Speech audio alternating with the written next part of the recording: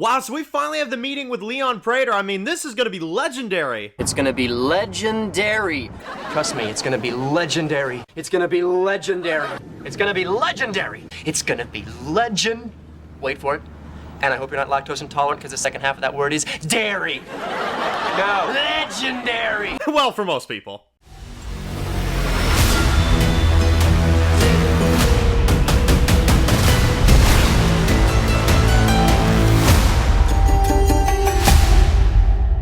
Guys, this one's going to be doing a review today. This one's going to be doing a review for Dexter Resurrection. This one's going to be doing my video review for episode 4 of season 1, titled Call Me Red. So, yet again, the best episode so far. I'm just going to call this one the best episode so far, because it is. This was a freaking hour 10 almost. That was like an hour 7, hour 8, something like that. It was a really long episode. I felt like I just watched a movie or something, you know what I mean? Which, dear God, man, the length did not show for me. It honestly didn't. This episode was so good from beginning to end. There were so many things happening. I honestly can't even try to imagine how I'm going to put this into a 10-15 minute review. But let's just get right into it, because there was a lot of things happening. So, we start off, Dexter, he's dressing as Red. He's got the outfit, the sunglasses, the hoodie, all that stuff. Harry's not so sure about the idea, but, you know, Dexter's going to do it anyway. He gets the fake thumbprint that he got from the fire last episode. He puts it on his finger, and he goes out there. And, well, you've got Dexter that finds Charlie. She finds him. She's like, no, don't get in the back. You know, don't get in the back. You get in the side. You know what I mean? I know your thing. So, I mean, Charlie believes that he's Red. By the looks of it, they bought into it. But the moment it was intense is when they start going up to this house, right? This big mansion. And you see him with the thumbprint, and he's putting it on there, and it doesn't work. And you're like, oh, dang, you know? It was intense. It was really intense. I was like, oh, shoot. Like, I was like, okay, we've seen the trailers. We know he gets in. But I was like, oh, my God, man. Like, who knows at this point, you know? But anyway, she, like, I'm telling you, Charlie reminds me of, like, a Mike Ehrmantraut. Like, female Mike Ehrmantraut. If anybody's ever watched Breaking Bad, you'll know what I'm talking about. She's, like, stone cold, plain face, keeps her eye on you 24/7, and she's like the guy that the big boss always sends in to take care of things. You know what I mean? She's very much like a female Mike Ehrmantraut. I love it. It's like getting Mike Ehrmantraut back on screen. You know what I mean? So love that. And, well, anyway, basically we've got them, they go down in the elevator, and then they meet Leon Prater, which, he's all excited at first, you know, he's like, I can't express how excited I am to meet you, you know, and, you know, he's just like, I mean, I'm a big fan of yours, you know, cutting off people's heads the way you do, Red, you know, it's a really cool thing, and I gotta say, Dexter, you know, Michael C. Hall did a good job in this, because he also acted very good as, like, the actor that played Red a few episodes ago, you know, because Dexter has this kind of flamboyant way about him to where he sometimes expresses a lot of his emotions. And in this episode, it's more so kind of like, yeah, like, I'm Red. Yeah, you heard about the stuff I do? You know, it was very, you know, it's like, okay, you can clearly tell what he's doing, you know? So it was cool. It was really cool. And, well, I mean, Peter Dinklage, I mean, let's give a round of applause for him for a minute. I mean, we knew he was going to be good in this role. He's always good in everything he does. But they went a step further than I ever thought. He basically takes Dexter, or Red, to his, like, kind of room of his trophies, right? Because everybody has trophies, right? And his are just, I mean, it's this back room, this fancy back room with this big steel door that opens. Charlie apparently does not like this. She doesn't really enjoy this, so she stays back. He takes Dexter inside and shows him all this type of stuff. And I'm talking, like, there is stuff from IRL serial killers that are in this right now. Like, I'm not even kidding. Like, there is stuff from, I mean, the New York killers, there's a bunch of stuff, you know, and it's all real life killers that exist in our real life world that they actually had Leon keep trophies of in his, you know, little lair there. So it was insane to see. I mean, it was absolutely crazy, and I was shocked to see it. But then they go a step further, and they have stuff that he owns from Arthur Mitchell, the Trinity killer, who he has the hammer that he had. He's got that, you know, locked up in like this big, you know, thing. And then we see the friggin' blood slides. which is Dexter's blood slides from season 1 and 2. The Dokes obviously had. The Dokes took away, right? So he's got stuff from the Bay Harbor Butcher as well, too. Which, when Dexter sees this, he, like, touches them, you know, because he's so happy to see them. And he's like, oh, don't touch, you know? And then, finally, you've got the table that Brian Moser died on that he's got also framed in there as well, too. So this Leon guy is a big deal. He has a lot of, like, what would you say, merchandise of the previous killers on the original show. I was blown away when I saw that. I was like, what? Like, he has all this stuff, like, just in here? Like, I was like, what? You know?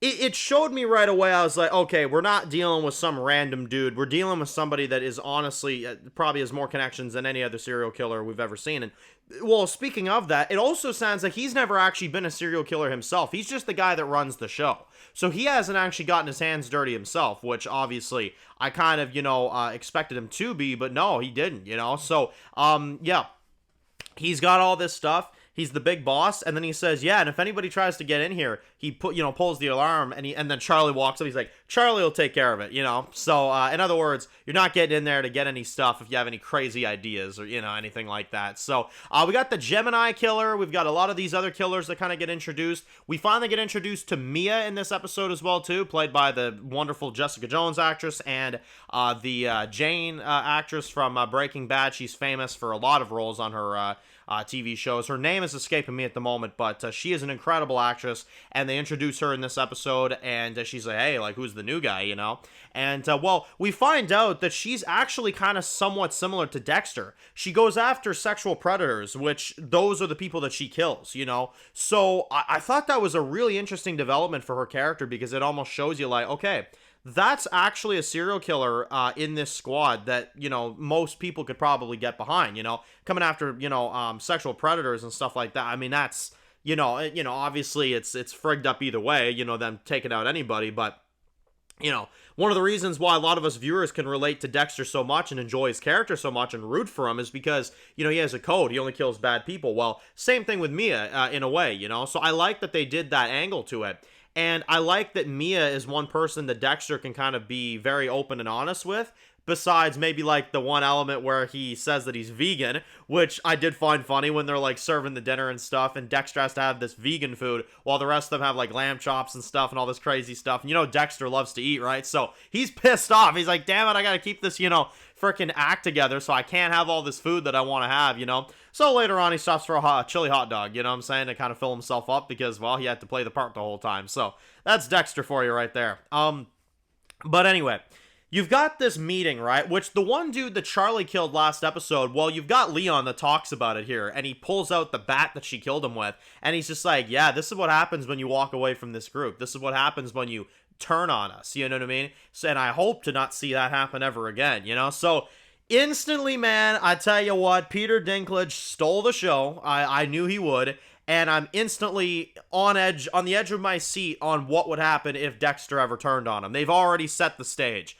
I am already on edge about what's going to happen when Dexter, because we all know it's going to happen. Eventually, Dexter's going to, get him on his table, but it's like, man, how do we friggin' get there,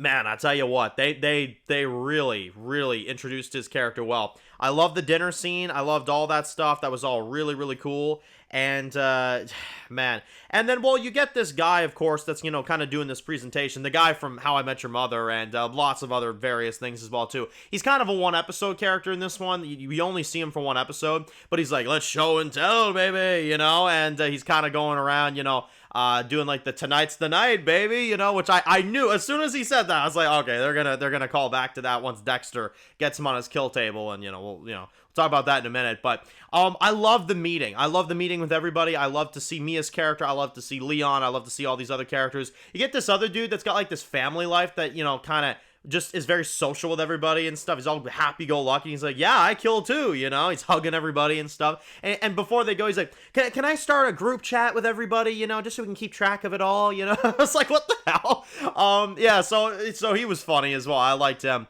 And, well, you got that other one dude with, like, the black hair. He says very few words so far. I'm not sure what's up with him, but we haven't really learned about him yet, so I'm sure we're going to get more with him coming up.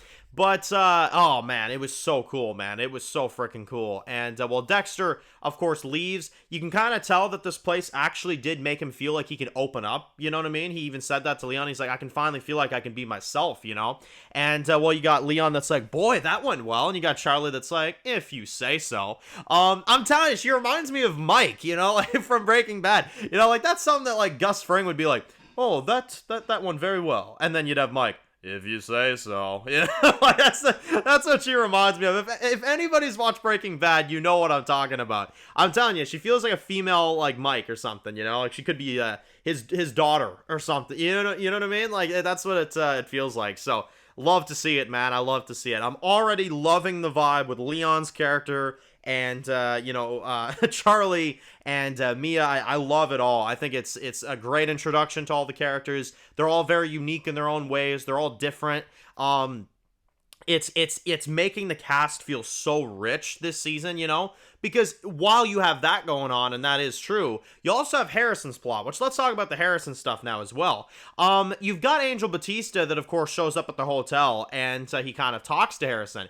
And you get a pretty crazy scene where, he talks about, Maria LaGuerta and what happened, and with Deb and all the people that Dexter got killed, and how he believes that Dexter is the Bay Harbor Butcher, and he's lining it up with what Harrison's doing as well. But he's trying to get information because, in Harrison's mind, Dexter's dead. So you got, Angel Batista that's sitting there saying, like, yeah, listen, like, yeah, your father's dead. He doesn't tell him the truth because he thinks in his mind it'd be a better idea to get the truth out of Harrison if Harrison thinks Dexter's dead, so it doesn't matter. You know what I mean? But Harrison stays in his lane. He doesn't rat Dexter out, even in his mind, where he thinks he's dead. You know what I mean? So Batista came on strong here. And then obviously another thing we also found out about is Jamie. We found out that she works in a middle school as well. So she teaches. So we got an update on Jamie. I don't know if we'll ever see Jamie on this show, We definitely could. It's definitely a possibility. But yeah, very cool to get an update about her. And well, Batista's doing his damn job. I'll tell you that. That scene was pretty insane, man. I gotta tell you, the blood theme started booting up. I was really into it, man. I was like, oh my god. And then after that, of course, you got the one girl that he kind of likes, Harrison. The one woman, I forget her name. But she walks up. She's like, listen, don't you question Harrison Batista? Like, I know there was that murder that went on, but he has nothing to do with it. And then Batista's like, what murder? And then it strikes everything. So little does she know, she just set Harrison up without even knowing it, Which there is a scene between her and Harrison later in this episode where Harrison tries to make a move on her, but it doesn't really work. And she's like, no, we're close friends. I just don't think it'd be the right time. And Harrison kind of walks out kind of slightly embarrassed. And he's like, I screw everything up. I mess everything up, Which, he doesn't. It's just he's wrong place, wrong time. You know what I mean? I felt bad for Harrison there. But anyway, so it gets crazier because then obviously Batista's now on to the stolen truck that he took from Dexter, and you get this one dude, one of Harrison's friends, is like, yeah, like the cop showed up at my door, you know what I mean? So you better fix this right now, So Harrison's starting to look bad, to the people that are working at this hotel. And, well, you got Batista that walks in, he's like, how about a cup of coffee, And he confronts him, and it's really crazy because they talk about it, and, oh, man.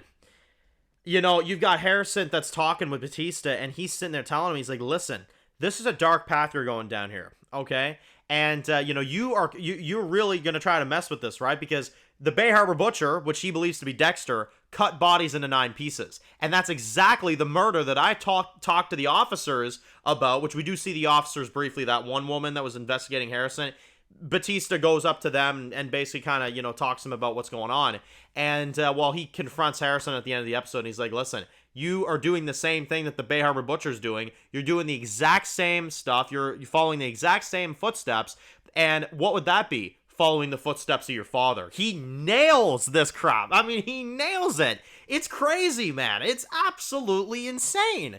Like, I couldn't get over just how bang on he was, It was insane. So he walks out, and Harrison's about ready to turn himself in. And, well, we'll talk about this later. But before that, you've got Mia, that of course goes on a jog with Dexter, which those are some leaked shots that we did see in the filming for this season, so we finally got to see that. We find out a little bit about what's going on. We find out about her sister and how she was kind of the more distant one, and her sister was kind of the innocent one. And her sister died, and that kind of sparked this whole sexual predator thing of hers, which I liked hearing about that. That was cool. You could tell that Dexter kind of relates to her a lot, and I like how they built their bond very quickly in this episode.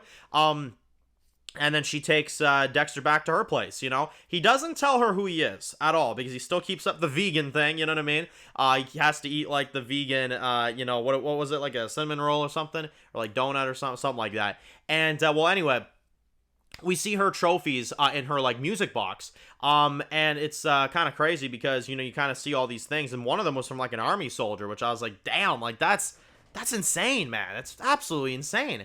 Yeah, anyway, so, he sees all that stuff. You see her, she kind of gets in the shower, he's kind of watching her, you know what I mean? I'm like, yeah, we can kind of tell where this is going, But he chickens out, right? He chickens out, and he doesn't do it, Instead, he meets up with frickin' How I Met Your Mother guy over here.